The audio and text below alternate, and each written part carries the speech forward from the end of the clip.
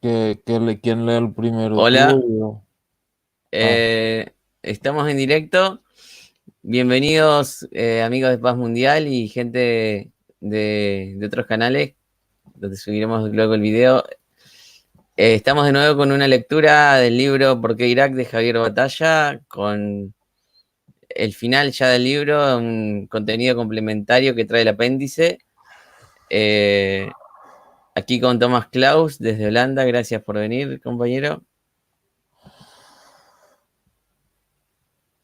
a ver, ¿se me oye? Ah, sí, ok, muchas gracias y bueno, saludos a toda la gente que esté mirando el programa, los que vayan a ver en diferido y todo eso. Muchas gracias.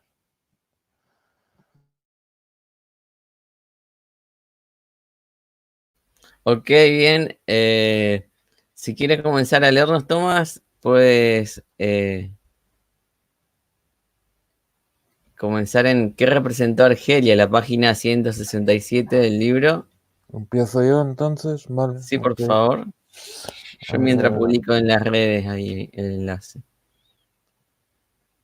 ah, ah, Espera, tengo que abrir, no sé por qué no me deja compartir la pantalla del Internet Explorer, entonces tengo que abrirlo en eh, en el Google Chrome. A ver, un momento.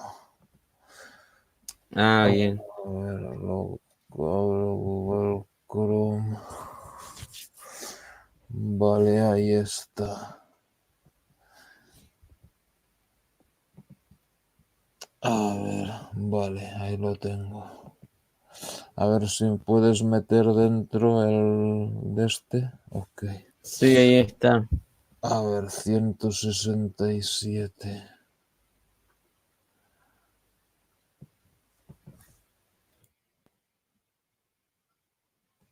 Este es, ¿no? ¿Por qué representó Argelia? Sí, ese. Vale, y que quieres que haga dos, ¿no? Este y el próximo, ¿no? Sí. Vale. O si quieres cuatro, ¿no? O tres, no sé cómo Ah, vos veas. con dos creo que vale. Ok, empezamos. ¿Qué representó Argelia?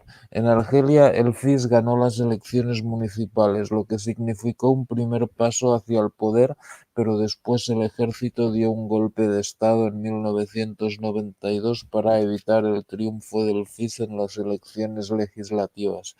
Este desenlace del experimento político argelino tuvo dos consecuencias. Por una parte, el inmovilismo de los gobiernos en el mundo islámico, que llegaron a la conclusión eh, de que si abrían la puerta política perderían las elecciones. Y por otra, significó la radicalización de un amplio sector del islamismo que se convenció de la inutilidad de caminar por el camino legal, ya que un golpe de Estado podía anular su eventual victoria en las urnas. El caso argelino es un buen ejemplo, pero no el primero. En Egipto, entre 1923 y 1952, el partido Wafd, que pretendía reducir la influencia británica en el país, ganó las 17 elecciones celebradas, pero solo se le permitió gobernar en 5 ocasiones. ¿Cómo se fracturó el islamismo? El islamismo nunca ha sido un movimiento político unitario y supranacional. Antes, al contrario, el islamismo tiene características propias según de qué país se trate. El islamismo no tiene ni un gobierno común, ni mucho menos un ejército supranacional, pero evidentemente, el triunfo de la revolución de Jomeini hizo que en Occidente se tuviera una imagen prácticamente monolítica del islamismo como ideología política. Esta imagen, sin embargo, se rompió apenas un año después de la caída del muro de Berlín. En 1990, el presidente iraquí Saddam Hussein decidió invadir Kuwait y esta iniciativa acabó volviéndose contra el islamismo.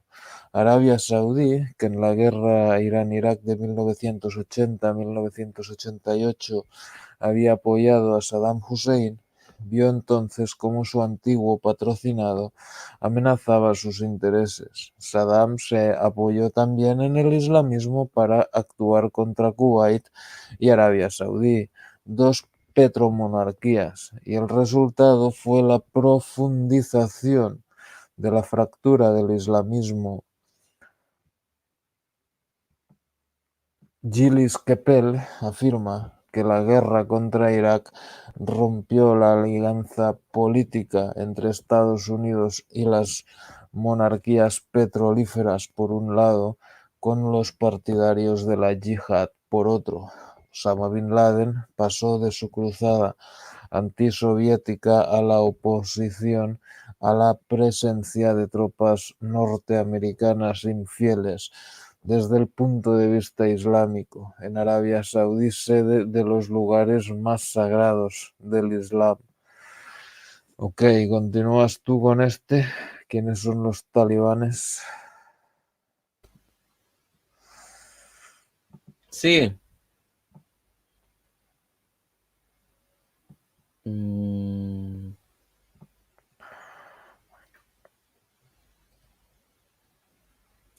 Espera que comparta pantalla.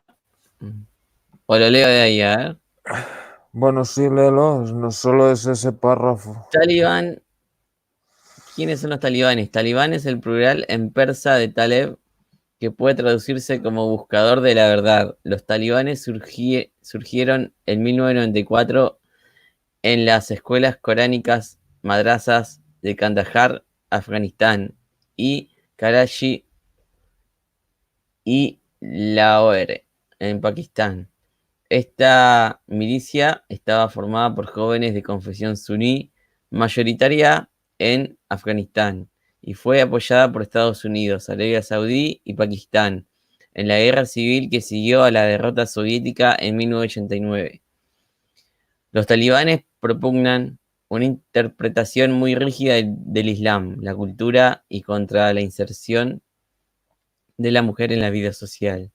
Bin Laden, a quien Estados Unidos responsabiliza de los atentados del 11 de septiembre contra Nueva York y Washington, formó parte de los grupos islámicos que en los años 80 recibieron ayuda económica de Estados Unidos.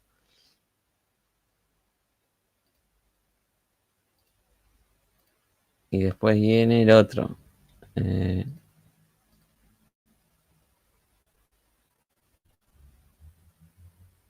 A ver. Es este, ¿qué es el wahabismo? Ese, que es el wahabismo. La mayoría de los movimientos rigoristas islámicos suníes que, como el Talibán, exigen la depuración de sus sociedades de toda ignorancia pagana, están inspirados en la salafía o salafilla.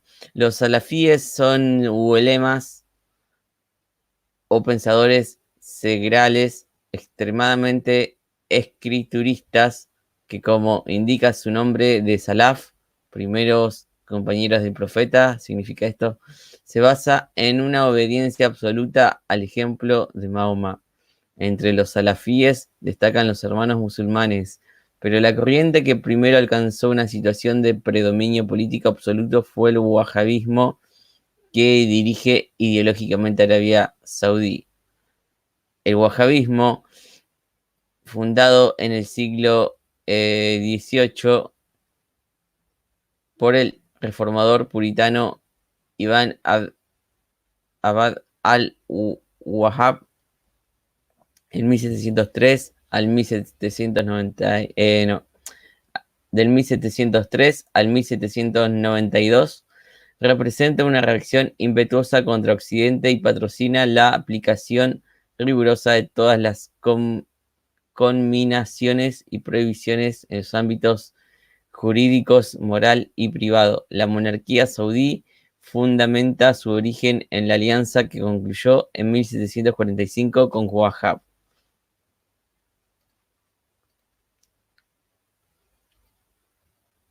Ok, continúo. A ver.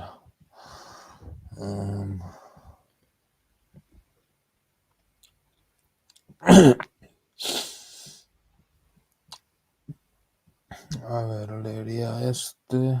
¿Cuál es el papel de Arabia Saudí? Vale, ok.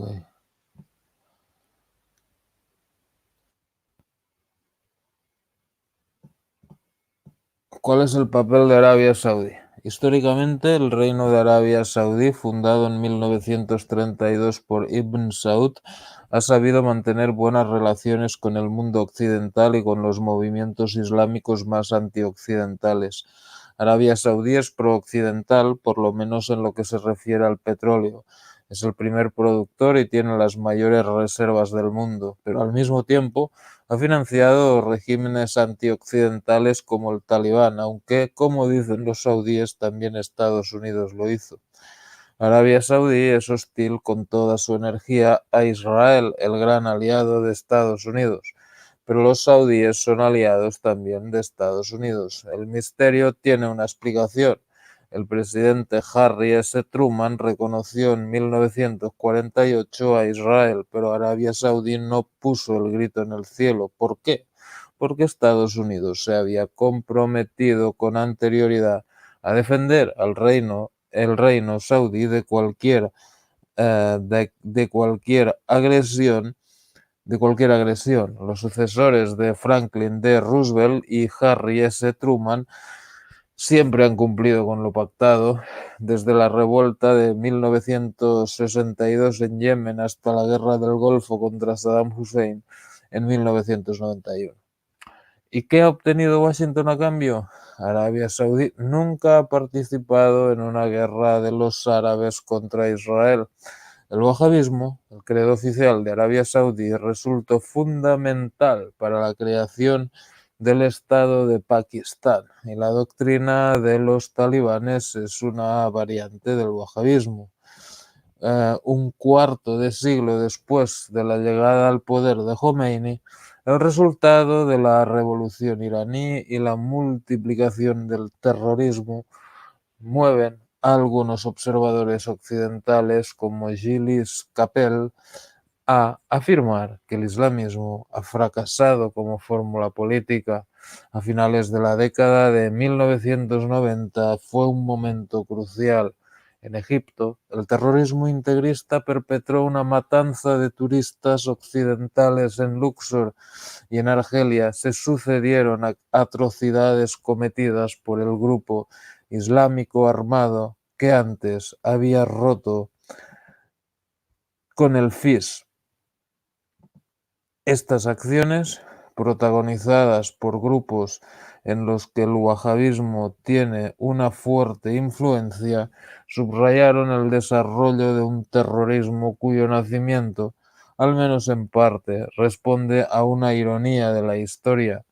Estados Unidos y Arabia Saudí financiaron a los movimientos islámicos que lucharon en Afganistán contra los soviéticos. Después, estos movimientos crearon sus propios grupos en sus tierras de origen, Egipto y Argelia, para enfrentarse a los regímenes que consideran aliados de Occidente. ¿Cómo surgió Osama Bin Laden? Osama Bin Laden, multimillonario saudí, líder de Al-Qaeda, es el símbolo de los activistas que comulgan con la ideología que invoca una interpretación rigurosa de los textos sagrados según la tradición vigente en Arabia Saudí. Al-Qaeda, por esto, no tiene su origen en el islamismo inspirado por Hassan al-Banna en la década de 1920. En realidad es producto de los años 80 y de la Guerra Fría, cuando Estados Unidos, Arabia Saudí y Pakistán financiaron a los muyahidines islámicos para que se enfrentaran a las tropas soviéticas en Afganistán.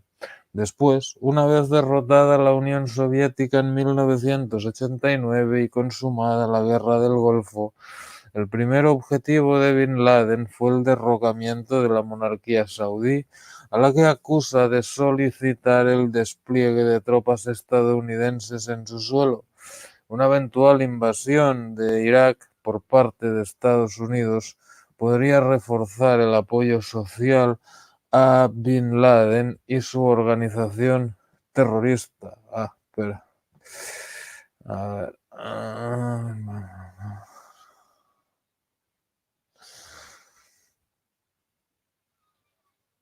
A ver.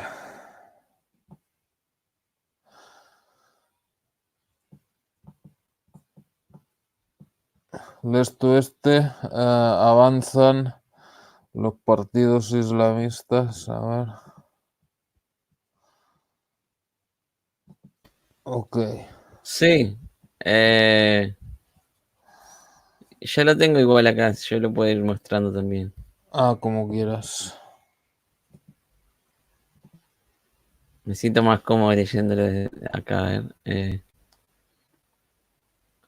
Avanzan los partidos islamistas. El islamismo moderado pide a Occidente que apoye la celebración de elecciones democráticas en la región. La alternativa, dicen los hermanos musulmanes, que son ilegales en Egipto, es el terrorismo. Pero Occidente sigue convencido de que en el mundo musulmán las elecciones significan un hombre, un voto, una vez. Desde el 11 de septiembre, la percepción de que Washington es hostil al Islam ha coincidido con el avance de los partidos islamistas en el mundo árabe y musulmán.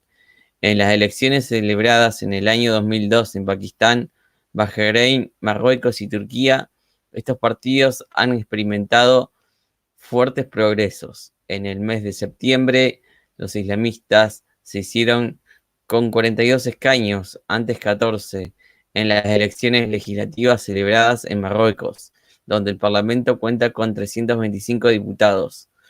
En octubre, los islamistas conquistaron 78 de los 392 escaños en juego en las elecciones pakistaníes y en Bahrein, que celebró sus primeros comicios al Parlamento en 30 años. Lograron hacerse con 40 puestos en la Cámara. La flota estadounidense desplegada en el Golfo tiene su cuartel general en Bahrein. En Turquía, los islamistas moderados del Partido de la Justicia y el Desarrollo lograron la mayoría absoluta. Acá empieza el tema de Palestina. ¿Qué es Palestina? No hay ninguna región del mundo que supera a Palestina. Escenario con poca geografía y mucha historia en cuanto a planes de paz per cápita, pero el conflicto palestino-israelí no encuentra la salida del túnel. Por esta estrecha franja de tierra han desfilado desde hace 2000 años judíos, griegos, romanos, árabes, cruzados, otomanos, británicos, franceses y las dos superpotencias de la Guerra Fría, Estados Unidos y la Unión Soviética, que apadrinaron a Israel y árabes radicales, respectivamente. Pero no hay que engañarse, el conflicto es entre judíos, que en 1948 fundaron su Estado. Tras la emoción suscitada por el Holocausto y palestinos que no tienen Estado en su propia tierra. Una vez acabada la Guerra Fría y después de 5 guerras, los optimistas pensaron que había llegado el momento del entendimiento. Se equivocaron. El proceso iniciado en el 1993 con Bill Clinton en la Casa Blanca rozó la paz, pero fue un espejismo bajo el fuego cruzado de los radicales de ambos bandos. La negociación entre el líder palestino Yasser Arafat y el primer ministro israelí Yitzhak Rabin, asesinado en 1995 por un extremista judío, ha desembocado en otro estallido de violencia. Lo único que se ha superado es el mito de una tierra palestina sin pueblo, el palestino, para un pueblo, el judío, sin tierra palestina. Como hace 100 años, cuando se aceleró la inmigración judía palestina, esa misma tierra se la siguen disputando dos pueblos. ¿Continúas? Sí, a ver, ¿cuál es el origen remoto? Dice, todo empezó con Abraham. Deja tu tierra, tus parientes y la casa de tu padre, y ve a la tierra que te mostraré. Dice Yahvé a Abraham en Génesis 12, versículo 1. Acompañado por los suyos, Abraham abandonó Ur en Caldea y emprendió camino hacia la tierra de Canaán, el futuro Eretz Israel, la tierra de Israel. Entonces Dios prometió a Abraham, daré esta tierra a tu descendencia, en Génesis 12, versículo 7. Basándose en esta promesa divina, los extremistas judíos reivindican Eretz Israel, incluidas Judea y Samaria, nombres bíblicos de Cisjordania. Pero Abraham tuvo dos hijos, primero Ismael, nacido de Agar, y después Isaac, nacido de Sara. Según la tradición religiosa, los judíos son descendientes de Isaac, los árabes de Ismael. Los judíos se consideran los descendientes auténticos de Abraham porque Sara era la esposa legítima del patriarca, mientras que Agar era la sierva egipcia. El pueblo árabe considera que Ismael era el primogénito, por lo que debería tener prioridad sobre Isaac. ¿Qué fue la diáspora? El pueblo judío se dispersó por el mundo a partir del año 70 de la era cristiana, después de la destrucción por los romanos del segundo templo de Jerusalén, el de Herodes, construido sobre las ruinas del templo de Salomón, que, según la tradición, contenía el Arca de la Alianza. Del templo de Herodes solo queda en pie el Muro de las Lamentaciones. Los palestinos también han adoptado el término diáspora para referirse a su dispersión tras las guerras libradas contra Israel en 1948 y 1967. ¿Lees tú este? ¿Quiénes son los palestinos y qué es el sionismo? Sí, a ver.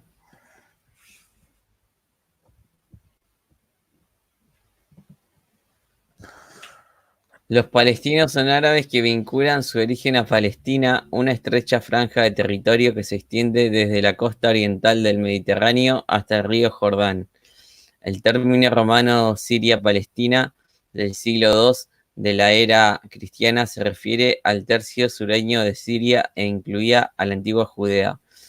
En el año 636, tras la batalla de Yarmouk, que puso en fuga a los ejércitos bizantinos, los ejércitos de la península arábiga tomaron Jerusalén, donde entró solemnemente 2 años después el califa Omar.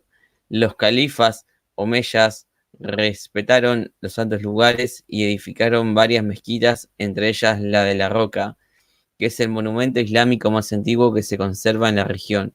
La cúpula de la Roca, Oqbat as-Sakara, bueno, es el tercer lugar santo del Islam y en los años 1300 años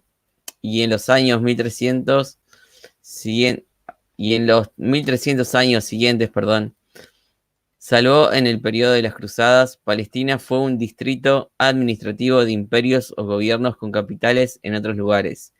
En 1517, Selim I anexionó Egipto y Palestina al Imperio Otomano, que mantuvo su control sobre Jerusalén hasta su derrota en la Primera Guerra Mundial.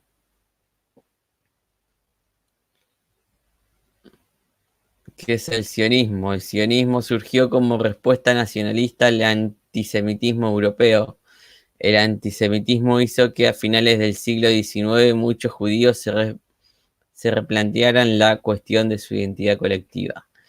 Impresionado por la condena del capitán judío francés Dreyfus en 1894, a cuyo juicio en París por presunto espionaje a favor de Alemania asistió como corresponsal de prensa Theodor Herzl, que vivió desde 1860 a 1904.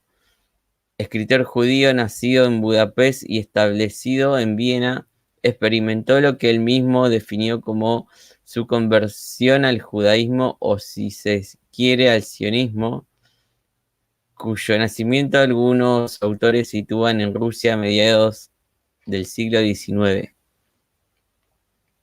La conclusión de Herz fue que la asimilación de los judíos en las naciones europeas estaba condenada al fracaso. En 1896 publicó Der Judenstaat, el Estado de los Judíos, en el que expuso la idea de crear un hogar nacional judío en Palestina o en Argentina, país descartado un año después. En 1900, Maurras publica su encuesta sobre la monarquía, texto capital del nacionalismo francés del siglo XX y una defensa de la Francia católica, tradicional y monárquica. Maurras exigió la eliminación de los 4 estados que, en su opinión, subvertían Francia. Estos eran los judíos, protestantes, masones y extranjeros.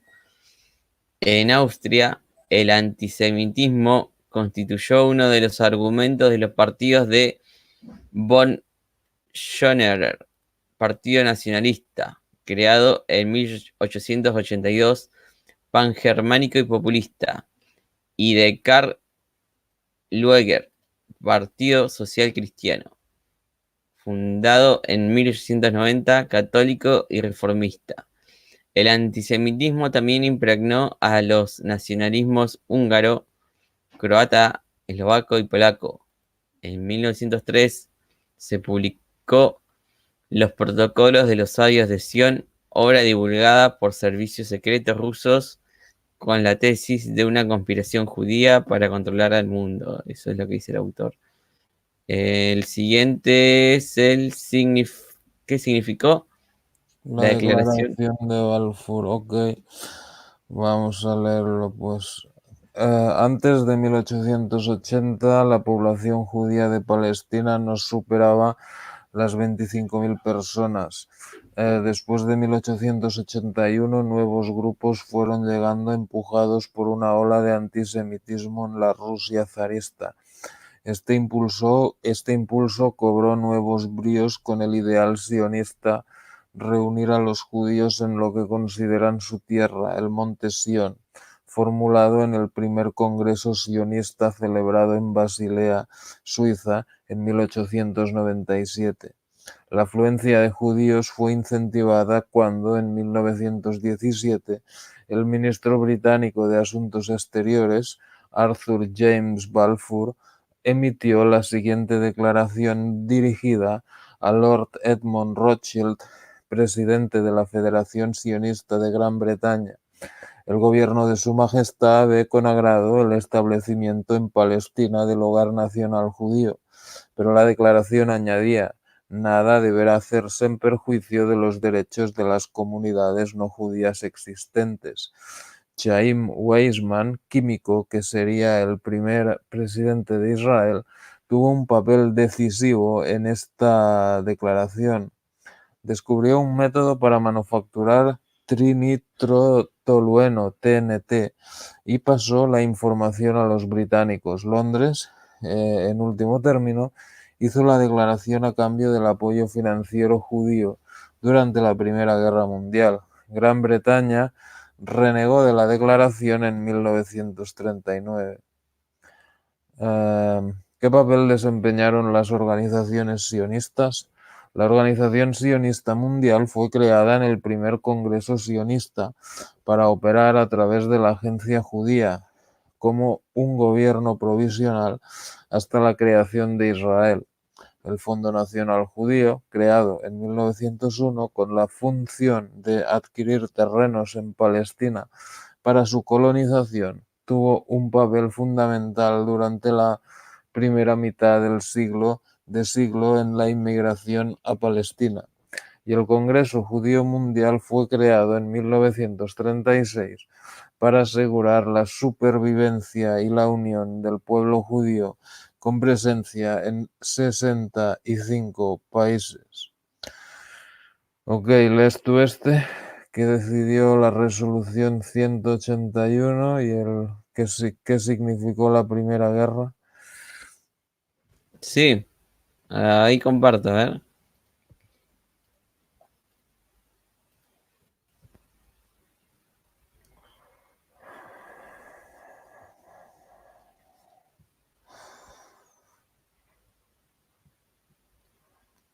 Se ve mi parte, ¿no?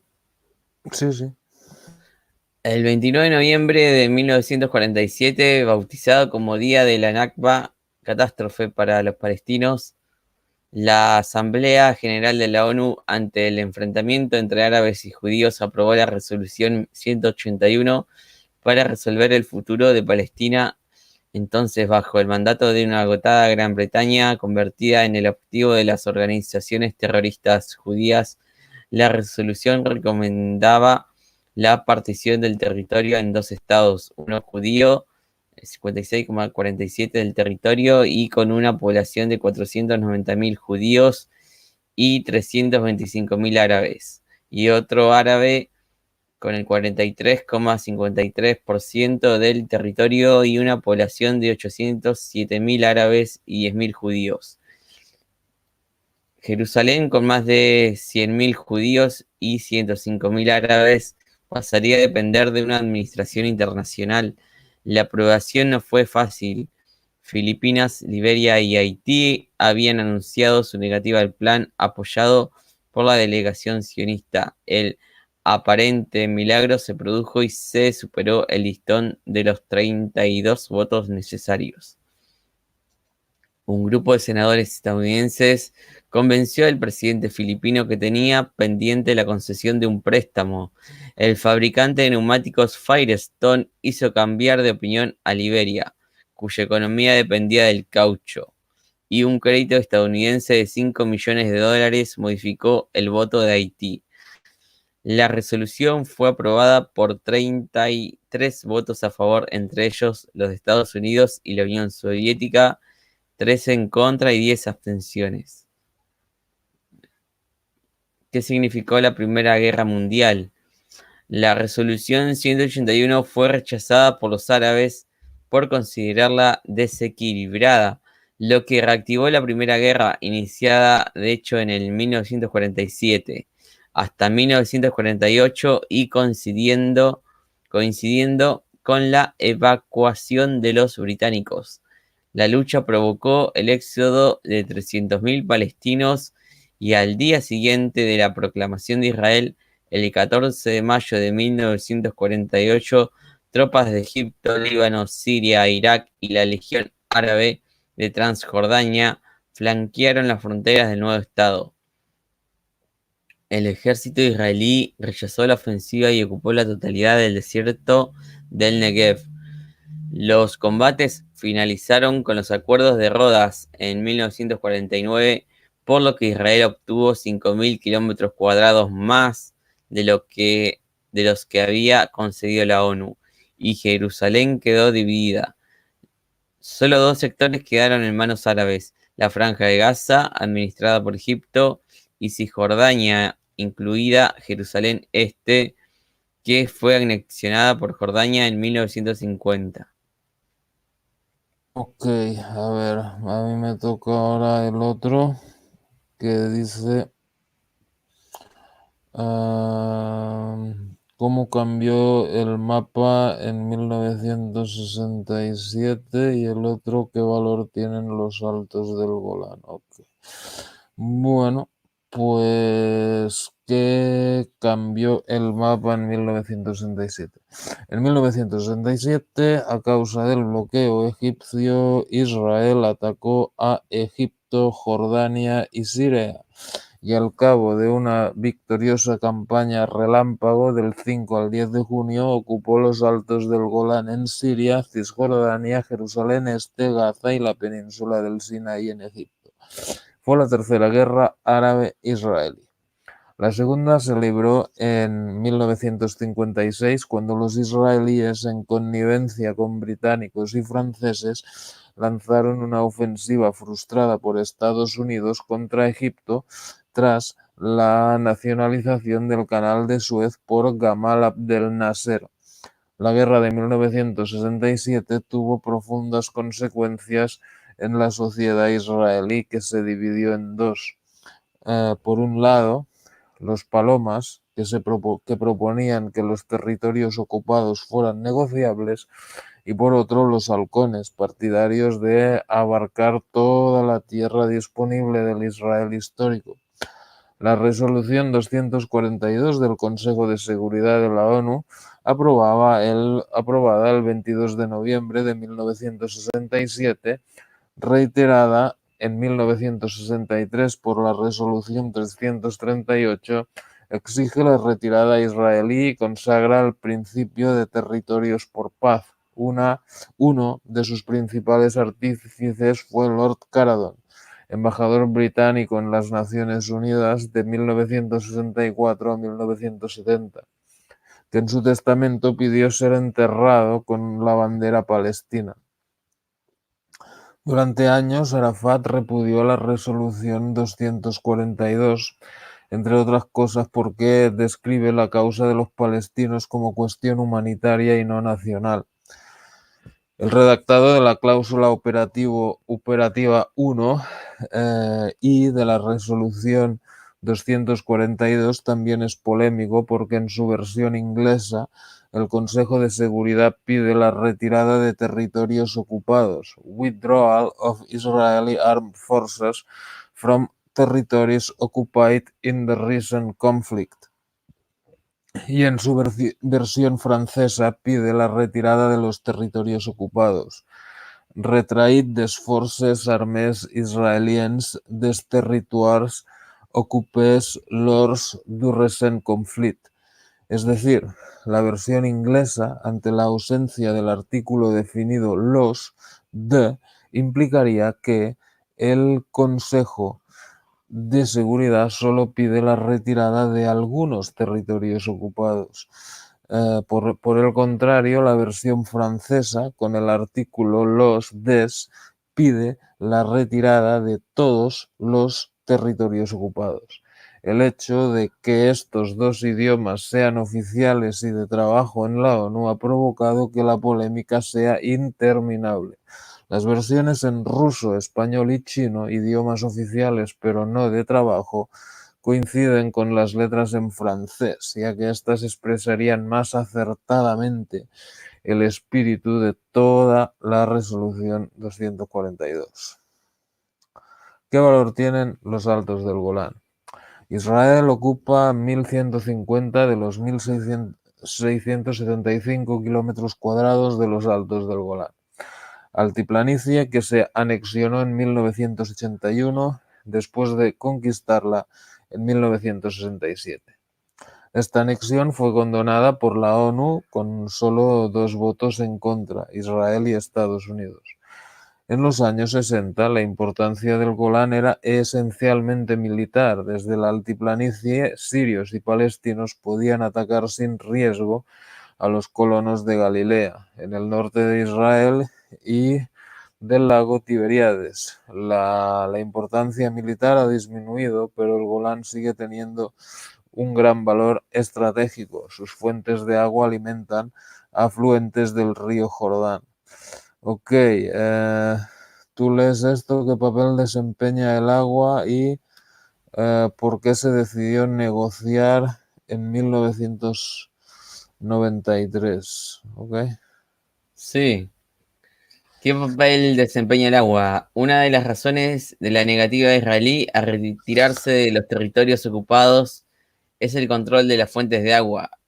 Israel acapara el río Jordán, que fluye por parte de los territorios ocupados, Cisjordania y Altos del Golán, Jordania y Siria. Israel también controla los acuíferos subterráneos del oeste de Cisjordania y de Gaza. Mientras en Israel se consumen unos 600 metros cúbicos por habitante y año, en los territorios ocupados el consumo de los palestinos es de unos 100 metros cúbicos. ¿Por qué se decidió negociar en 1993? El final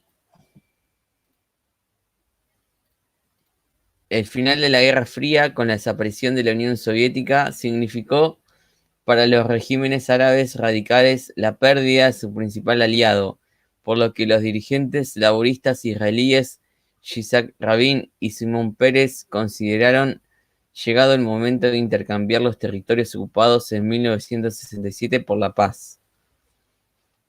Este plan fue aceptado e impulsado por Estados Unidos, el gran aliado de Israel para los laboristas y el resto de los partidos laicos israelíes. El objetivo último de un acuerdo era separar a israelíes y palestinos, especialmente después de la primera intifada palestina, que había puesto de manifiesto la vulnerabilidad de Israel desde 1987. Pero para la derecha israelí, integrada por el Likud y los partidos religiosos, la guerra de 1967, con sus conquistas territoriales, fue entendida de otra manera: la posibilidad de cumplir el sueño del gran Israel. Para algunos partidos religiosos, la guerra fue recibida como la señal que estaban esperando sobre la era de la redención y la llegada del Mesías, que suponen se acelera cuando se controlen todos los territorios del Israel bíblico. En 1967, de esta manera, marca el inicio de una profunda división en la sociedad israelí.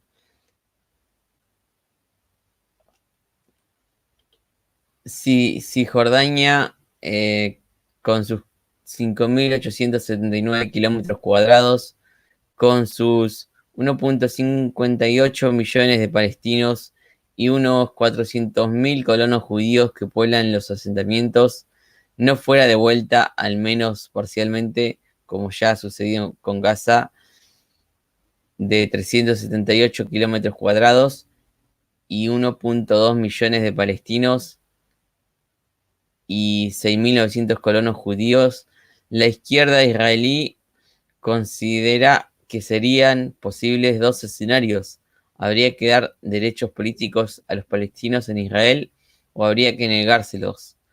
Si sucediera lo primero en Israel, entonces con un 40% de árabes ya no sería el Israel actual, es decir, un Estado judío, sino el Ulster de los últimos 3 decenios, un país con dos comunidades enfrentadas. Pero si fuera lo segundo, el resultado ya no sería el sueño sionista, sino la Sudáfrica del apartheid.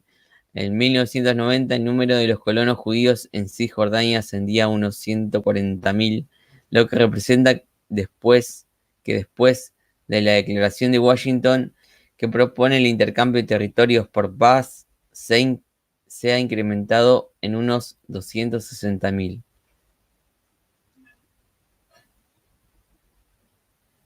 260.000 colonos judíos se está hablando, ¿no? Ok, a ver, me toca que es la Autoridad Nacional Palestina. La Autoridad Nacional Palestina, ANP, según los acuerdos de paz, debe ser la máxima instancia ejecutiva en Cisjordania y Gaza, presidida por Yasser Arafat desde enero de 1996. Se creó a resultas de la declaración firmada el 13 de septiembre de 1993 entre Israel y la Organización para la Liberación de Palestina, OLP. La jurisdicción de la ANP abarcaba, antes de que los territorios fueran reocupados por Israel en 2002, Gaza y Cisjordania, aunque sus competencias variaban en las distintas zonas en las que dividieron los territorios. En la zona A, menos del 4% del total de Cisjordania y las ciudades de Gaza y Jericó, se dispuso que la ANP tuviera poderes civiles y policiales. En la zona B, 3% de Cisjordania regiría la autoridad palestina, pero la seguridad correría a cargo del ejército israelí. Y en la zona C, 73% de Cisjordania, la ANP solo podría prestar servicios sociales, mientras que Israel mantendría el control.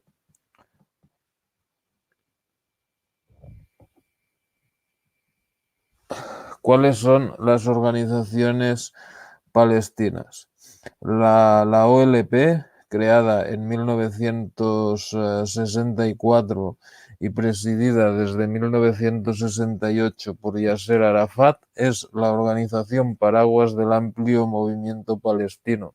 Según su carta fundacional, su principal objetivo es movilizar a los palestinos para recuperar su hogar usurpado. En 1986, sin embargo, Arafat reconoció al Estado de Israel y su derecho a unas fronteras seguras. La OLP, representante legítimo del pueblo palestino, está integrada por 3 órganos: el Comité Ejecutivo, el Comité Central y el Consejo Nacional de Palestina, que ha funcionado como un parlamento hasta la fundación de la Autoridad Nacional Palestina. Al-Fatah, fundado en 1957 por Arafat, es el principal grupo integrante de la OLP, en la que ingresó en 1968. Al-Fatah fue expulsado de Jordania en 1970 tras el sangriento Septiembre Negro y se trasladó al Líbano, de donde también fue expulsado en 1982, cuando Israel invadió el país. Arafat se instaló entonces en Túnez. Los dos principales movimientos palestinos contrarios al proceso de paz de 1993 son la Yihad Islámica y Hamas. Yihad Islámica, fundada en 1980, radical y clandestina, fue el motor de la primera intifada, revuelta palestina. Hamas, organización formada por las iniciales en árabe de Movimiento de Resistencia Islámica, que significan entusiasmo, fue fundado en 1987 por el jeque Ahmed Yassin. Su objetivo es la construcción de un Estado islámico en el territorio de Palestina administrado por el mandato de Gran Bretaña, es decir, el Israel actual más Gaza y Cisjordania. La ANP reclama los territorios ocupados desde 1967, Cisjordania y Gaza, para construir su propio Estado junto a Israel. Ok, lees tú qué significó la primera intifada y qué pretendía el proceso de paz de 1993.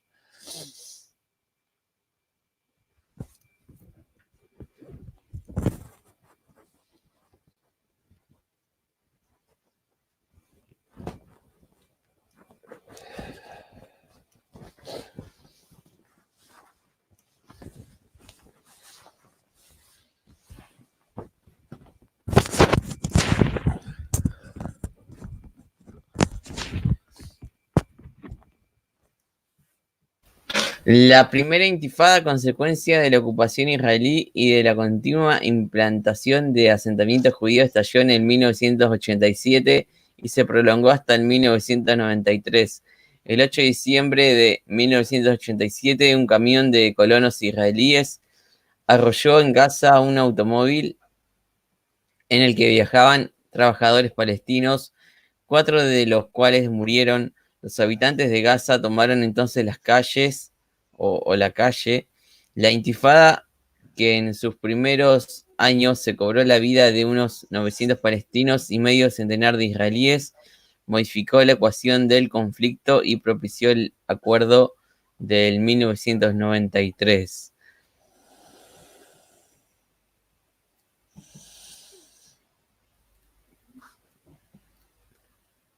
¿Qué pretendía el proceso de paz de 1993? La Declaración de Washington del 13 de septiembre de 1993, después de la Conferencia de Paz de Madrid en 1991 y de meses de conversaciones secretas en Oslo, abrió la puerta a una negociación entre Israel y la OLP basada en el intercambio de territorios por paz. La declaración contempló un periodo provisional no superior a los 5 años de autonomía palestina en Gaza y Cisjordania. El acuerdo de Oslo, el primero, fue la base de la declaración de 1993. El acuerdo primero Gaza y Jericó del 4 de mayo de 1994 fue el inicio de la autonomía palestina. El acuerdo de Oslo II del 28 de septiembre de 1995 fue un compromiso interino sobre la retirada israelí de Cisjordania. El acuerdo final debería haberse firmado el 13 de septiembre del año 2000, pero el proceso se interrumpió mientras seguía creciendo los asentamientos judíos en los territorios ocupados con el acceso al poder en Israel del líder del Likud, Benjamín Netanyahu, primer ministro entre 1996 y 1999. Ok, ahora leo ¿Por qué fracasó Camp David? Ok, en el verano del año 2000 en Camp David, Estados Unidos, se reunieron el presidente norteamericano Bill Clinton, Yasser Arafat y el primer ministro israelí Ehud Barak, laborista que derrotó a Netanyahu, con el propósito de sellar un acuerdo definitivo. Nunca como entonces pareció estar la paz tan al alcance de la mano, pero se fracasó. Los israelíes nunca habían ofrecido tanto y nunca los palestinos estaban dispuestos a renunciar a tanto. Israel propuso retirarse del 91% de Cisjordania y el 9% restante, con los principales asentamientos judíos. Ofreció intercambiarlo por una porción de territorio de Israel equivalente a la 9ª parte de lo que pretendía anexionarse en Cisjordania. Aquí tropezaron los negociadores. ¿Cómo podía aceptar Arafat un intercambio territorial de 9 contra 1? Ha escrito Robert Malley, consejero especial de Bill Clinton, y también se tropezó con Jerusalén y la cuestión de los refugiados palestinos, el corazón del conflicto.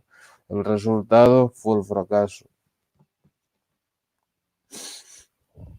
¿Es Jerusalén divisible? Con respecto a Jerusalén, la ciudad con lugares sagrados para judíos, musulmanes y cristianos, Israel ofreció en Camp David a los palestinos la soberanía sobre los barrios árabes de la parte este, pero no sobre la explanada de las mezquitas que los judíos llaman Monte del Templo y que los musulmanes conocen como Haram al-Sharif, el noble santuario, donde están el Domo de la Roca y la mezquita de Al-Aqsa. Los musulmanes creen que Mahoma ascendió a los cielos en un caballo alado desde el Domo de la Roca. Los israelíes también ofrecieron una tutela árabe sobre Haram al-Sharif, pero se reservaron la soberanía sobre el lugar donde sitúan el primero y segundo templos de los tiempos antiguos. Para los judíos religiosos, en el monte tendrá lugar la redención cuando venga el Mesías. En 1998, el gobierno israelí aprobó un proyecto de municipalidad única para Jerusalén, que consiste básicamente en la creación de una zona metropolitana de unos 440 kilómetros cuadrados e incluye el asentamiento de Har Homa, Jebel Abu Ghneim para los palestinos. Este proyecto, que supone la anexión ilegal del 40% de Cisjordania y viola las resoluciones de la ONU, tiene el objetivo de contrarrestar el alto índice de natalidad de la población palestina. Ok, lees tú ¿qué destino tendrán los refugiados y cuánto se avanzó hasta Sharon? Sí.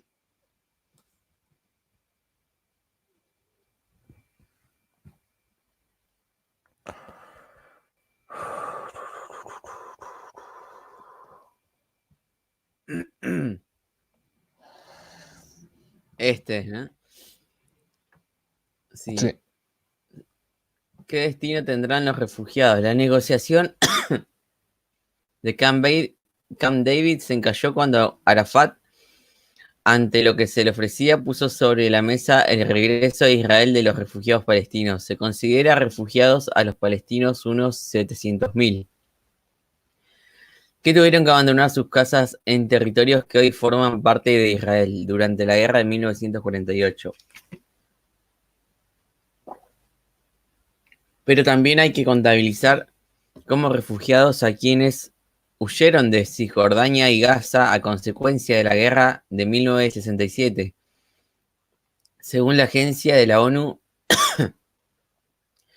para Ayuda a los Refugiados, el número ha aumentado a 914.000 en 1950 a más de 3.7 millones, una tercera parte, alrededor de 1.2 millones, vive en campos de refugiados en Jordania, Líbano, Siria, Cisjordania y Gaza. De un total de 59 campos, 27 están instalados en Cisjordania y Gaza, donde los palestinos pretenden establecer su estado. El gobierno laborista israelí se negó a aceptar el regreso de los refugiados a Israel por considerar que dinamitaría los fundamentos del Estado judío. Israel, con 6 millones de habitantes, de los que 1 millón son palestinos, tendría que admitir en un territorio de 22.000 kilómetros cuadrados a unos 4 millones de refugiados. La resolución 194 de la ONU consagra el derecho de los refugiados de la Primera Guerra a regresar a Palestina, es decir, a territorio que hoy es Israel. ¿Cómo se avanzó hasta Sharon? En una última ronda negociadora celebrada en Taba, Egipto, cuando a Clinton le quedaban pocas semanas en la presidencia, se avanzó con respecto a Camp David, según una ecuación que daría a los palestinos un estado soberano y a los israelíes garantía de su seguridad, y la confirmación de que Arafat renunciaría a un regreso en masa de los refugiados a Israel a cambio de una reparación moral y económica. Pero el estallido de la segunda intifada, el triunfo electoral en Estados Unidos de George W. Bush, que optó por la pasividad diplomática, y la llegada al poder en febrero de 2001 del líder del Likud, Ariel Sharon, contrario al espíritu de Oslo y partidario de dar prioridad a la seguridad sobre las negociaciones de paz, destruyó el proceso.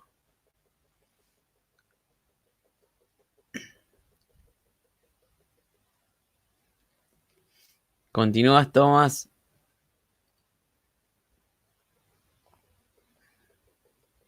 Te había muteado.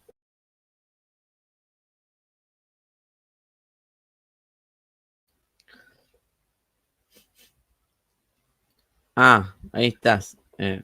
No sé por qué se había salido. Sí, me había caído, no sé, raro.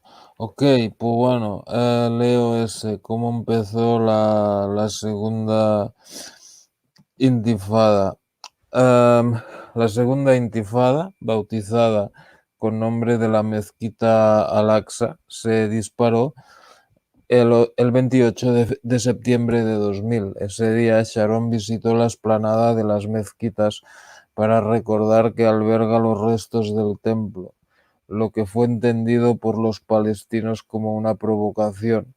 La Comisión Internacional, presidido por el ex senador norteamericano George Mitchell, concluyó un año después, sin embargo, que la visita de Sharon no provocó la revuelta.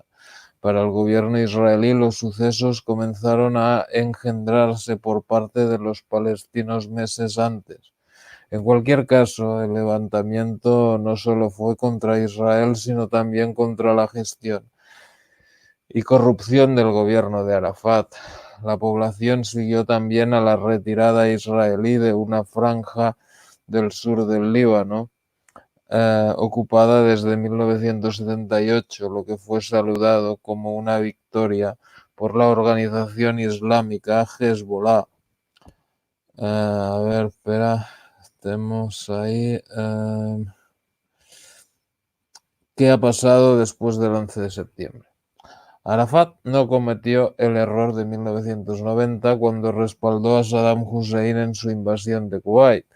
El presidente palestino condenó los atentados terroristas del 11 de septiembre en Nueva York y Washington, pero esto no impidió que Sharon le metiera en el mismo saco terrorista que a Osama Bin Laden.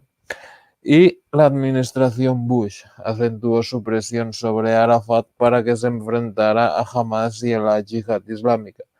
Pero la segunda intifada, entre los atentados suicidas palestinos y la acción del ejército israelí, se transformó en una guerra de desgaste. El estallido de violencia se recrudeció a partir del 29 de marzo de 2002, después de una serie de atentados suicidas palestinos, cuando Sharon desencadenó una ofensiva militar en Cisjordania que volvió a ser ocupada, lo que provocó la protesta internacional por el uso desproporcionado de la fuerza. Y Sharon, que declaró irrelevante a Arafat, al que confinó en Ramallah, prácticamente destruyó la Autoridad Nacional Palestina a instancias de Washington.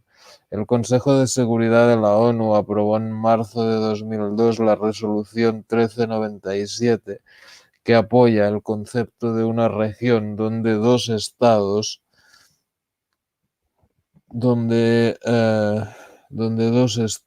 Israel y Palestina, coexistan dentro de fronteras seguras y reconocidas. El príncipe heredero de Arabia Saudí propuso un plan de paz basado en el intercambio de paz por territorios ocupados, pero la operación militar israelí Muro de Defensa, que anuló la autonomía palestina, retrotrajo el conflicto a la situación existente antes de la Declaración de Washington de 1993, un plan auspiciado por el denominado Cuarteto: Estados Unidos, Unión Europea, Rusia y la ONU. Propone desde entonces la creación de un Estado palestino para el año 2005. Ok, esto que es el club nuclear, cómo nació la bomba atómica. Ok.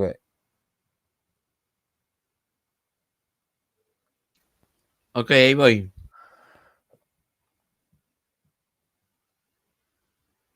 Un momento.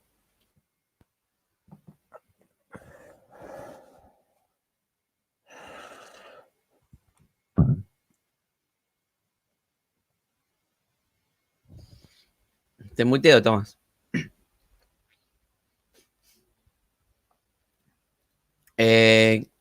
Corea del Norte decidió abandonar el Tratado de No Proliferación Nuclear, TNP, a principios de 2003, cuando arreciaba la tormenta diplomática sobre Irak, mientras Israel, a quien se le atribuye la posesión de armas nucleares, seguía estando exento de cualquier supervisión internacional por no haber suscrito el tratado, como India y Pakistán, pese a los propósitos de desarme nuclear. La proliferación del armamento atómico sigue siendo el gran desafío más de medio siglo después de Hiroshima y Nagasaki. Una vez desaparecida la Unión Soviética, la comunidad de expertos en cuestiones nucleares coincidió en que señalar que ese momento histórico sería una oportunidad irrepetible para el desarme nuclear. En los 50 años anteriores se había construido más de 70.000 cargas nucleares, de las que al final de la Guerra Fría continuaban emplazadas alrededor de 45.000. Se había padecido por lo menos 17 crisis económicas y el número de países oficialmente poseedores de armas nucleares había llegado a 6. Estados Unidos, Rusia, Gran Bretaña, Francia, China e India, pero la desaparición de la Unión Soviética no ha significado 12 años después el desarme nuclear, como lo demuestra el número de cargas nucleares actuales, que se calcula en unos 40.000 según el Bulletin of the Atomic Science, y la aparición de nuevos escenarios, desde el ingreso de Pakistán en el club hasta la multiplicación del terrorismo. No faltan en este contexto quienes responsabilizan a la retórica agresiva de George W. Bush, que en enero de 2002 denunció la existencia de un eje del mal y de la posible, la posible intensificación por parte de los países señalados, Irán, Irak y Corea del Norte, de los esfuerzos para dotarse de un armamento que les ponga al abrigo de cualquier amenaza. Bueno, el Corea del Norte finalmente logró tener una bomba nuclear.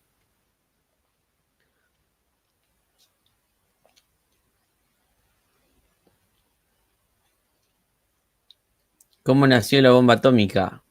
El 16 de julio de 1945, en el desierto de Nuevo México, Estados Unidos, el sol pareció salir en dos ocasiones. La segunda vez, el horizonte se iluminó como corresponde por lo general a un caluroso día de verano. La primera había sido con el ensayo de una bomba atómica, el anuncio de una nueva era. Horas después, apenas iniciada la conferencia de Harry S. Truman, Winston Churchill, después Hitler y Joseph Stalin celebran en Potsdam, Alemania. El presidente estadounidense recibió un telegrama procedente de Washington con este mensaje: Baby well born. Ese bebé que acababa de nacer bien en el Alamogordo era la bomba atómica. La explosión cambió el mundo y proporcionó a Estados Unidos dos cosas: un inmenso optimismo basado en la confianza de ser la nación más poderosa y la posesión de la bomba atómica en régimen de monopolio, lo que fue interpretado como la prueba de que era el país elegido. Para empezar, Alamogordo tuvo un fuerte impacto en la conferencia de Potsdam, donde sí se confirmó, y no en Yalta, la división del mundo en esferas de influencia. Los megatones aumentaron la talla de Truman frente a Stalin. La primera bomba atómica fue arrojada por Estados Unidos sobre Hiroshima, una ciudad de Honshu, la principal isla japonesa, el 6 de agosto de 1945. Unas 200.000 personas murieron a causa de la explosión y de la lluvia radiactiva. La segunda bomba fue lanzada sobre Nagasaki en la isla Kyushu 3 días más tarde, provocando la muerte de otras 110.000 personas. El historiador Bruce Lee, autor de Marching Orders, The Untold History of World War II, mantiene que Truman fue informado el 18 de junio de 1945 de que la invasión provocaría unas bajas que oscilarían entre el 30 y el 35% del total de las tropas en los primeros 30 días de operaciones, según documentos hechos públicos sobre las comunicaciones japonesas interceptadas por Washington. Los Magic Summaries, Tokio habría ofrecido a Moscú un acuerdo para repartirse Asia, a cambio de que los soviéticos arrancaran a estadounidenses y británicos una rendición aceptable para los japoneses. Una semana después fue arrojada la bomba sobre Hiroshima y los rusos, que pudieron interpretar el lanzamiento de la bomba como el anuncio de la Guerra Fría, invadieron Manchuria. Ok, a ver, tengo que leer ¿Qué significa el equilibrio del terror? el equilibrio del terror y qué ocurre en la posguerra fría. Okay. ¿Qué significa el equilibrio del terror? La Guerra Fría fue una forma de enfrentamiento en la que Estados Unidos y la Unión Soviética no asumieron el riesgo de combatirse directamente, sino que lo hicieron por otros medios o por terceros interpuestos. Fue una situación de enfrentamiento entre un bloque occidental de ideología liberal, geopolítica marítima y bajo liderazgo estadounidense, y un bloque oriental de ideología marxista, geopolítica continental y bajo liderazgo soviético. Precisamente a consecuencia del equilibrio del terror derivado del hecho de que ambas potencias poseyeran la bomba atómica, la URSS realizó su primera prueba nuclear en 1948, 49, perdón, el pensador francés Raymond Aron calificó la situación de paz imposible, guerra impensable. Así fue, con la excepción de la periferia, donde los aliados de Estados Unidos y la URSS libraron la fase caliente del conflicto. El 22 de octubre de 1962, con la crisis de los misiles en Cuba, fue el momento culminante del equilibrio del terror. Fue el primer examen de la doctrina de la disuasión, según la cual el equilibrio nuclear entre Washington y Moscú alejaría la amenaza de una confrontación. Moscú retrocedió ante el precipicio. ¿Qué ocurre en la posguerra fría? Los atentados del 11 de septiembre en Nueva York y Washington han modificado los cálculos sobre las características de las futuras amenazas terroristas. Desde el ataque con aviones comerciales contra las Torres Gemelas y el Pentágono, la idea de que un grupo de fanáticos pueda adquirir y utilizar armamento nuclear, biológico o químico ya no es impensable.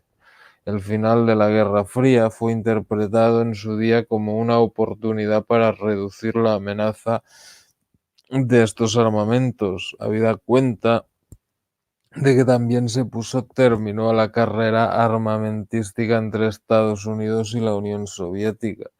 Pero no ha sido así, han aparecido nuevos desafíos y otros escenarios. La proliferación nuclear después de la desaparición de la Unión Soviética es el gran desafío que tiene planteado la sociedad internacional. Y bueno, tú lees este y dice, ¿cuántas potencias nucleares hay? Y el otro, ¿por qué Irak? Ok.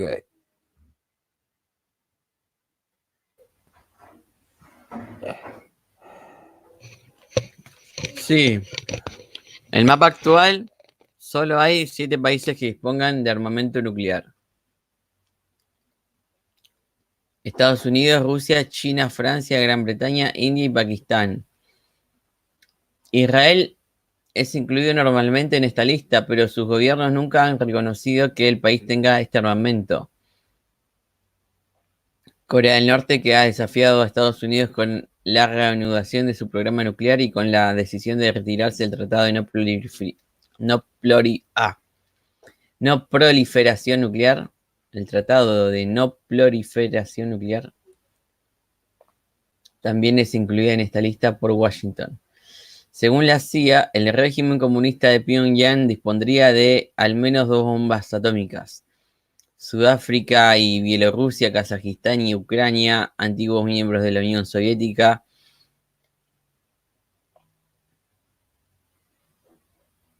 han renunciado a tener armas nucleares. Bueno, Sudáfrica no era miembro, pero podría haber sido aliado, ¿no? En 1991 se descubrió en Argelia un reactor capaz de producir material para armas nucleares, pero el ingenio pasó a ser controlado por la Agencia Internacional de la Energía Atómica. Argentina y Brasil desarrollan programas de armamentos nucleares en la década de 1980. Desarrollaron estos programas, aunque los siguientes gobiernos democráticos paralizaron los procesos. Después de la toma de posesión de Luiz Inácio Lula da Silva como presidente de Brasil el 1 de enero del 2003, el nuevo ministro de Ciencia y Tecnología, Roberto Amaral, levantó una polvareda al afirmar que nadie puede prohibir a Brasil investigar sobre la bomba atómica. Según Amaral, Brasil seguirá respetando el Tratado de No Proliferación, pero añadió que algún día este tratado podría ser ignorado y Brasil debe estar preparado para esta situación. Después de Estados Unidos y la Unión Soviética, Gran Bretaña se convirtió en la tercera potencia nuclear en 1952, merced a la tecnología estadounidense. Francia hizo su primera prueba atómica en el 1960, China en el 1964, India en 1974 y Pakistán en 1998. este relativamente modesto número de potencias nucleares se debe, al menos en parte, al éxito de los esfuerzos internacionales para evitar la proliferación de la tecnología relativa al armamento nuclear. A principios del siglo XXI, sin embargo, el avance puede estar en entredicho. La situación comenzó a cambiar en mayo de 1998 cuando las pruebas realizadas por Pakistán ampliaron el club atómico.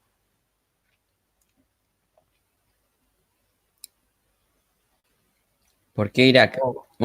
¿Sí? Sí, no, este te toca a ti, ok.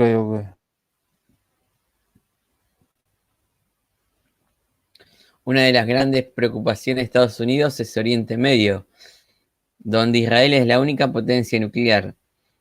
Los primeros misiles Scud fueron adquiridos por Bagdad después de la guerra árabe-israelí en el 73 y del desarrollo de las primeras armas nucleares por parte de Israel.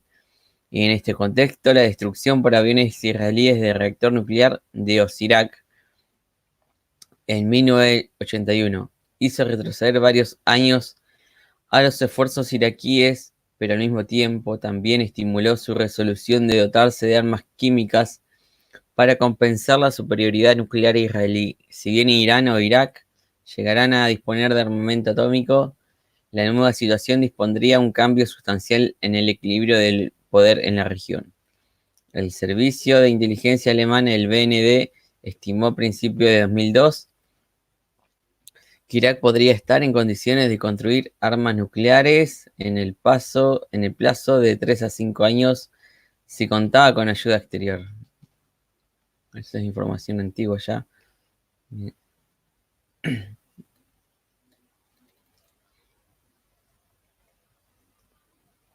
Ahora sí te toca, Tomás.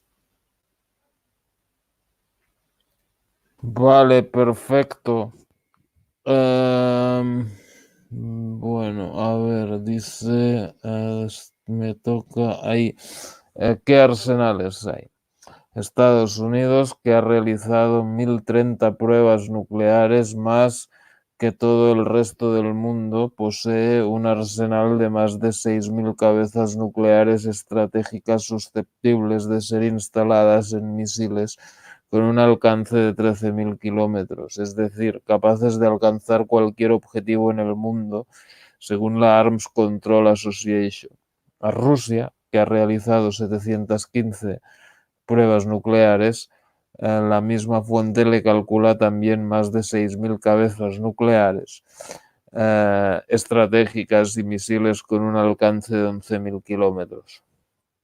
En mayo de 2002, George Bush y Vladimir Putin firmaron un acuerdo para reducir estos arsenales hasta un listón que en los próximos 10 años oscilaría entre 1.700 y 2.200.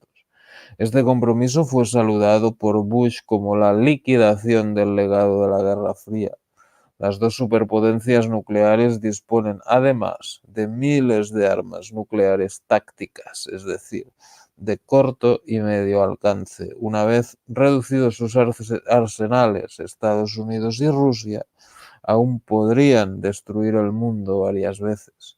Gran Bretaña, que ha realizado unas 45 pruebas nucleares, tendría 380 cabezas nucleares y misiles con un radio de acción de 12.000 kilómetros instalados en submarinos. Francia, con 210 pruebas nucleares, incluidas las consumadas en el Pacífico entre 1995 y 1996, dispondría de 500 cabezas nucleares dispuestas en submarinos y bombarderos. China, con 45 pruebas nucleares dispuestas en submarinos y bombarderos, tendría 450 cabezas nucleares desplegadas sobre todo en tierra. Los arsenales chinos incluirían entre 18 y 24 misiles, según el Monterrey Institute, capaces de alcanzar territorio estadounidense. India, que inauguró en el año 2003 con el lanzamiento de un misil con el propósito de disuadir a Pakistán en el conflicto por Cachemira. Contaría con 65 cabezas nucleares y misiles con un alcance de 2.500 kilómetros. Israel dispondría de un centenar de cabezas nucleares y misiles de 1.500 kilómetros de alcance. Y Pakistán, merced a la cooperación china, contaría con 25 cabezas nucleares y misiles con un radio de acción de 1.500 kilómetros. ¿Dónde tiene Washington sus bombas? Durante la Guerra Fría, Estados Unidos almacenó armas nucleares en 27 países y territorios. Según el Bulletin of the Atomic Scientists, que basó su información en documentos del Pentágono desclasificados en 1999, actualmente Estados Unidos es la única potencia nuclear que también tiene desplegadas armas nucleares fuera de su territorio nacional. Bombas estadounidenses están estacionadas en Gran Bretaña, Alemania, Bélgica, Grecia, Italia, Holanda y Turquía. Ok, lees tú esto, ¿qué es el TNP y qué es la AIEA?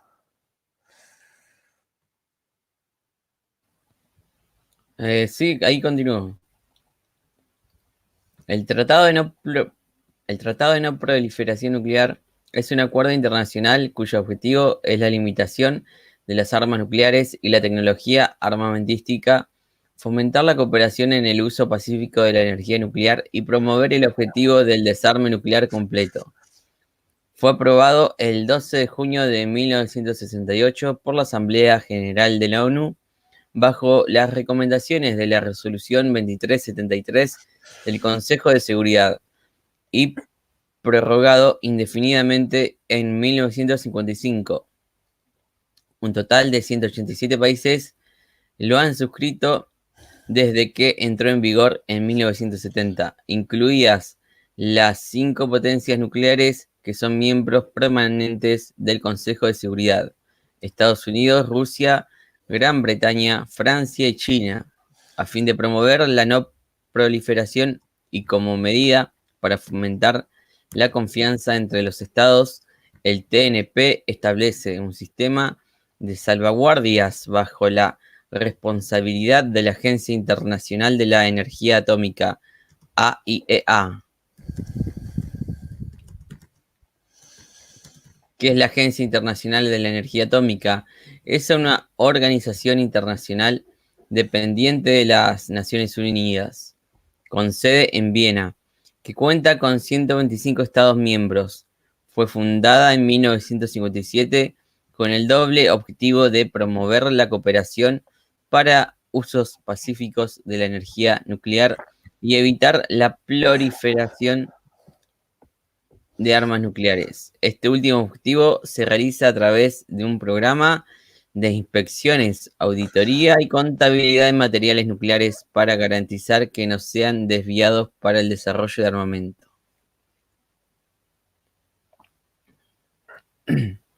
¿Continúas? Tengo que leer este. Tiene puntos débiles el TNP. Ok. El TNP tiene puntos débiles. Israel, por ejemplo, posee armas nucleares, pero está exento de cualquier supervisión porque no ha suscrito el tratado, como India y Pakistán. El tratado, además, es un régimen jurídico con muchas lagunas. Los miembros del club nuclear han puesto el acento en evitar que otros países puedan obtener tecnología nuclear militar, pero han orillado otro tipo de proliferaciones como la vertical, es decir, la que permite el incremento cualitativo de los arsenales de los países oficialmente nucleares. La prórroga indefinida del tratado ha convertido las conferencias quinquenales que celebran sus miembros en ejercicios retóricos sin mecanismos que permiten a los países no nucleares presionar a los que poseen armas atómicas a cumplir con sus obligaciones. La prórroga del tratado mantiene un esquema de no proliferación que De hecho, convierte la posesión de armas atómicas en un privilegio que permite mejorar a un país su estatus político. ¿Qué países están también bajo sospecha? Irak, aparte, Estados Unidos sospecha también del régimen teocrático de Irán, al que acusa de desarrollar armamento atómico aprovechando su programa nuclear. El semanario Time ha publicado que Irán estaría experimentando un misil con un radio de acción en torno a los 500 kilómetros. Otro régimen siempre sospechoso es el encabezado por el coronel libio Gaddafi, a quien se le suponen ganas para dotarse de un misil de unos 300 kilómetros de alcance. El embargo decretado por la ONU contra Libia habría, sin embargo, frenado las ambiciones nucleares de Gaddafi. Ok, tú ahora lees ¿por qué Corea del Norte? Y no, ahí vamos a leer lo de los personajes. Bueno, si eso, lo de los personajes, si lo quieres leer mejor otro día, pero no sé. Pues si no Es la sé. última porque Corea del Norte, Claro, ¿no? claro, eso es lo último. Pero lo de los personajes, ¿lo quieres leer o no hace falta? Pues ¿Lo podemos leer? solo te dice, es tal, nació en no sé qué. Bueno, si quieres leerlo, lo leemos, pero entonces otro día, porque yo ya dentro de 15 minutos me tengo que ir. Sí, podemos leerlo otro día. Vale, Terminamos. como quieras. Vale, lees tú lo de Corea del Norte y ya terminamos. Claro. La tensión actual entre Estados Unidos y Corea del Norte. Bueno, lo último que leíste está como desactualizado el libro, ya el régimen de Gaddafi no existe y todo eso que se pensaba nunca sucedió.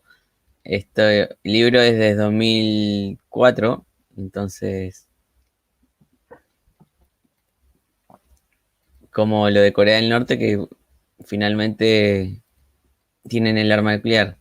La tensión actual entre Estados Unidos y Corea del Norte arranca con el acuerdo firmado por ambos países en 1994, un año después de que Pyongyang amenazara con abandonar el TNP, al que se adhirió en 1985. El acuerdo estipuló que el régimen de Pyongyang, a cambio de recibir petróleo de Estados Unidos, Japón y Corea del Sur, congelaría e incluso desmantelaría su programa de armamento nuclear.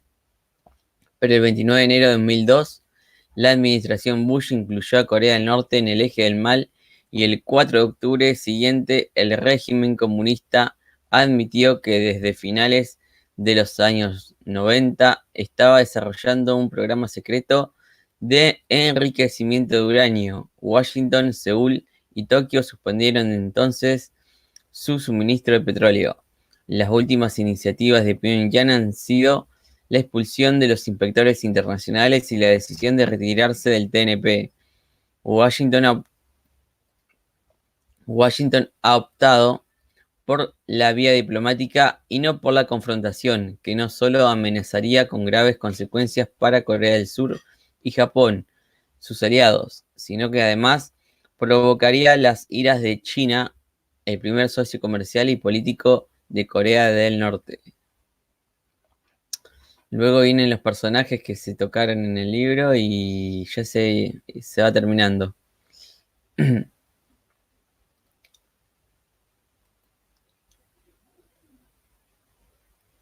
Lo último que leeríamos en el próximo sería eso, los personajes y nada más. Ok, perfecto. Pues bueno, pues ya terminamos. No sé, a ver cuándo podríamos quedar para lo de los personajes. A ver, espera. Personaje, a ver. A ti te va bien a esta hora, ¿no? A ver, hoy es el... Ahora ya no, ya me va bien más temprano si quieres también. Bueno, a la hora que hemos empezado, quiero decir. A ver. 25 de No, porque 28 ahora de... ya no trabajo de tarde, te quiero decir. Ah, o sea, ahora te va bien a cualquier hora. Ok, a ver. Pues no lo sé. A ver, mañana es sábado. Pues no sé. No, va a tardar mucho en leer eso, supongo que 40 minutos, quizás media hora. Sí. A ver, por ejemplo, el miércoles 4 a las 10 de la noche de Argentina, ¿te iría bien? El 4 a las 10 de la noche, sí. Sí, vale, pues la apunto ahí. Lucas, el libro. Vale, ya ahí sí que ya terminaríamos. Perfecto. Pues nos vemos el miércoles, ¿vale? Vale, hasta el miércoles entonces. Saludos a Perfecto. los que comentaron y Ah, y oye, otra cosa, lo de Siria, habíamos quedado, a ver, espera, ah, Lucas, a ver, el 11 de marzo, 11 de marzo, no, el 10 de marzo, 10 de marzo a las 8 de la tarde, tuyas, ¿vale? bien, el 8 a las Perfecto. 10. El ¿Cómo 8 de lo marzo a haces? las 10, ¿no? No, al revés. No, 10 de marzo a las 8. el 10 de marzo a las 8 de la noche. Vale, perfecto. Vale, pues nos vemos el miércoles. Venga, un abrazo. Bueno, gracias Tomás por estar con nosotros. Acá terminamos el directo. Y saludos a los del chat. Ahí dice Lucas Assi que va a tener un directo sobre algunas noticias de Siria, el enfrentamiento que tuvieron los turcos contra los sirios. Hay 20 o 33 muertos del ejército turco y esa situación se está empeorando cada vez más. Eh, Así que lo dejamos. Muchas gracias por estar con nosotros. Hasta luego. Chao.